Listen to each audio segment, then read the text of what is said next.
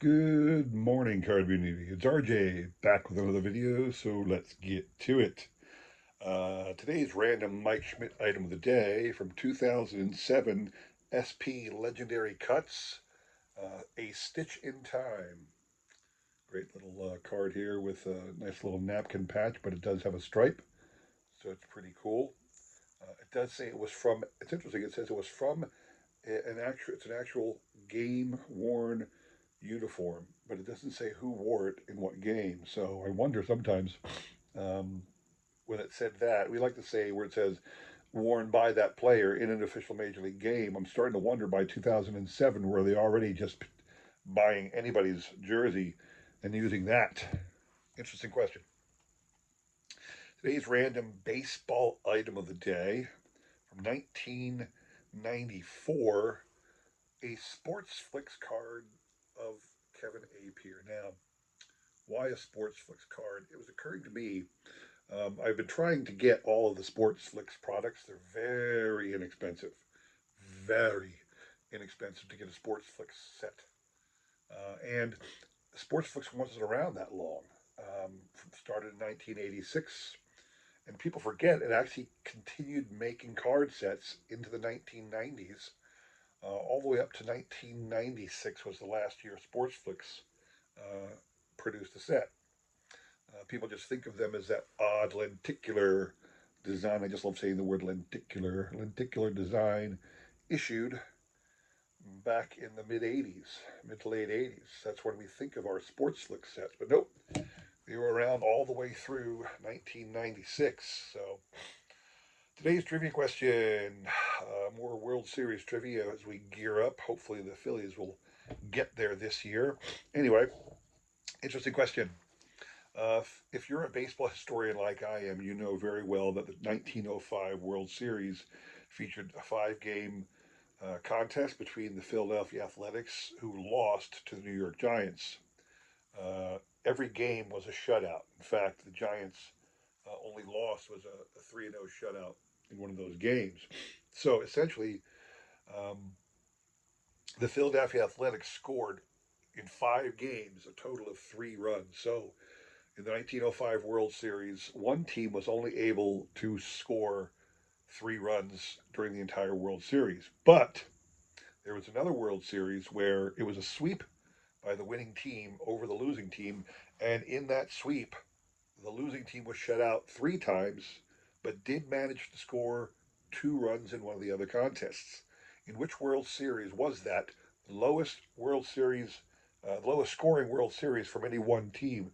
I'm sorry, my allergies are killing me right now, so you have to work with me here as I rub my eyes and get them clear. So bear with me here for a second. Ow. So that's the question. In which World Series was one team almost completely shut out, not scoring a single run, but they did manage to score two in one of their losses in a sweep to the other team? Name that World Series year. What you're playing for, if you're a Philly, this might interest you immensely. From 2021, a Prism rookie card of Christopher Sanchez, who is having a phenomenal year this year. This is an awesome little addition to your collection if you're a Phillies fan.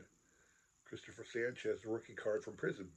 So if you want to get that card, send me an email with the correct answer. I will include my email in the description below, along with a repeat of that question. You'll have today and tomorrow to answer. We'll pick a winner on Sunday. All right. Good luck to everybody on that one. So today, bringing back another one of my favorite things to do: a forgotten Hall of Famer. Um, most of your forgotten Hall of Famers were either umpires, executives, managers, or Negro League players. Very rarely do I find a player that's long forgotten, but they certainly exist, and I will certainly cover those as well. But we're going to hit another star of the Negro Leagues now, one Mr. Frank Grant. Now, Frank Grant got elected into the Hall of Fame in 2006, along with a large class of Negro League players. A special Blue Ribbon Commission was established to choose to add a good amount of qualified and deserving Negro Leaguers to the roles of the Hall of Fame, which they did, and Frank Grant was among them. But why was Frank Grant deserving of Hall of Fame induction? Why him? Well, let me school you on that. Give me a second. We will go over a little bit of biography of Frank Grant. So hang on a second. I'll be right back. Ulysses Franklin Grant was born on August the 1st, 1865 in Pittsfield, Massachusetts. While bat and ball games had been played for centuries, the first written record of a baseball game lists its origins in Pittsfield, Massachusetts. Frank's father died when he was young, and his mother moved to Williamstown, Massachusetts, to take care of her large family, of whom Frank was child number 9. This marker can be found in Williamstown along the street upon which Frank and his family once lived. He played ball as a youth along with his older brother Clarence and played ball for the high school team as well. Upon graduation in 1884, he joined a variety of semi-pro and amateur teams, most notably the Graylocks, as well as the Plattsburgh Nameless. In 1886, at the age of 20, Frank joined the Meriden, Connecticut team of the Eastern League, actual organized baseball. Other Negro stars in the league at that time included George Stovey and Fleet Walker, both longtime 19th century Negro stars. It was during his time with Meriden that Frank began to occupy regularly his position that he would occupy with star power for the rest of his career, that being second base. Unfortunately, Meriden was a small town and was not able to financially support a minor league team of any professional caliber. And unfortunately, Frank and the other stars of that league eventually were dealt to other teams, Frank eventually going to Buffalo in the International League. Frank starred as a premier second baseman for the Buffalo Bisons of the International League, one step below Major League status from the years 1886 through 1888, marking him as the lone 1800s-era Negro star to play 3 consecutive seasons with the same minor league or organized baseball organization. He was immensely popular with the fans and would have remained in Buffalo for a long time had not the players in the league, as well as players of his own league, petitioned to remove him from the game. It was not just Frank who was being petitioned to be removed, but all Negro League stars of the International League at that time. Eventually, Frank had to succumb and moved on in his baseball career. Having been barred from competing with white ball players in the organized minor leagues, Frank joined the Cuban Giants, an elite African-American team formed in 1885. The Cuban Giants survived, as did most African-American teams, by barnstorming and playing all competitors wherever they could. Frank was a member of the Giants in all of its formations, as the Giants often would join with other teams, play in any league that would take them, and rename often. But he played in that role all throughout the late 1890s. He remained an elite second baseman, served often as captain of the Cuban Giants whenever he could, occasionally pitched, occasionally caught, but was always a star. In 1903, Frank played second base for the Philadelphia Giants, one of the strongest black clubs in the nation. At the end of the season, they faced the Cuban ex-Giants in the first significant black playoff, losing 5-2. At age 38, Grant's career in professional baseball had ended.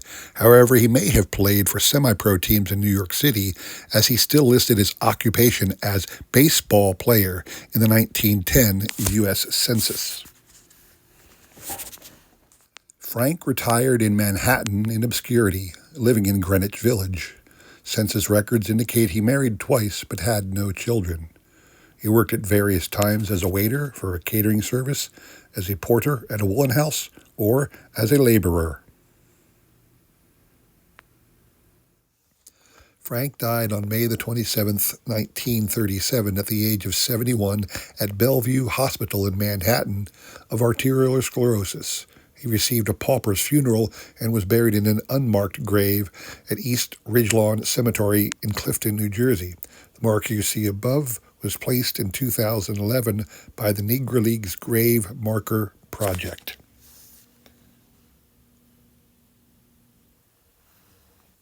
Ulysses Franklin Grant was elected to the Hall of Fame in 2006, along with 16 other pioneers of Negro League baseball. His plaque reads, "A slick fielder with a strong arm who hit for average and had surprising power despite a slight 5'7" frame." While it is impossible to know for certain, it is doubtful many second basemen were as incredible as he.